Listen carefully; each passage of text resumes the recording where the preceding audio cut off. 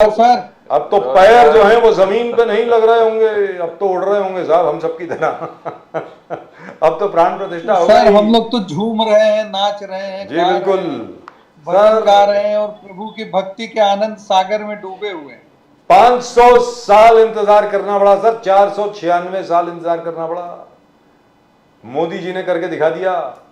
मतलब ये 500 years of humiliation have finally been wiped out, I think। बिल्कुल ठीक बात, बिल्कुल ठीक बात है सर। मतलब पहले हमें यही सिखाया जाता था कि यहाँ के लोग जो हैं, हम लोग जो हैं, वो सारी जंगें हम लोग हारे हैं।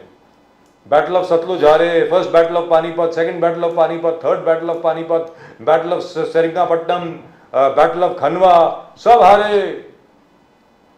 यही सिखाया जाता था सर, यही सिखाया जाता था। आज मंदिर बन गया, कहाँ है बाबर, कहाँ है घोरी, कहाँ है गजनी। श्री राम विराजमान है सर। बोलिए संजय ठाकुर साहब, बताइए। देखिए बजाज साहब, सबसे पहली बात तो यह है कि पूरे हिंदुस्तान के लिए और पूरे विश्व भर में पहले हिंदुस्तान फैले हुए हिंदुस्तानियों के लिए एक अभिभूत करने वाला क्षण है।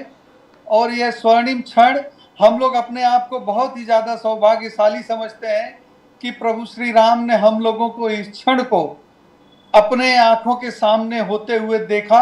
और अवश्य मैं ये मानता हूं कि ये भगवत कृपा से ही संभव है, वरना सैकड़ों वर्षों की लड़ाई के बाद, जब सदियों तक लड़ाइयां चलती हैं, संघर्ष चलते हैं, और उसके बाद जब इस तरह का पवित्र क्षण आता है, तो ये कहना ही पड़ेगा कि प्रभु श्री राम ने स्वयं आदरणीय नरेंद्र मोदी जी को इस काम के लिए चुना हुआ था कि जब नरेंद्र मोदी जी इस भारत देश में, जब उनके विचारधारा का शासन होगा, उस समय भगवान एक बार फिर से विराजमान होंगे और इस देश के लोगों को अभिभूत कर देंगे।